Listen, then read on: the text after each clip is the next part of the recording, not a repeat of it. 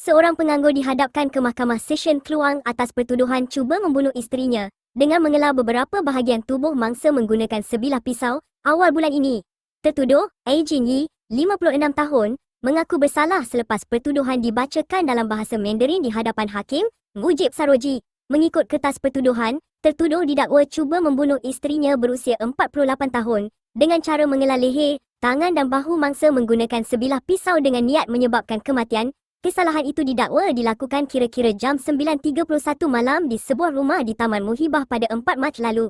Tertuduh didakwa mengikut Seksyen 307 Kanun Keseksaan yang memperuntukkan hukuman penjara sehingga 20 tahun dan denda jika sabit kesalahan. Pendakwaan dikendalikan Timbalan Pendakwa Raya Nur Ramizah Razali manakala tertuduh tidak diwakili peguam.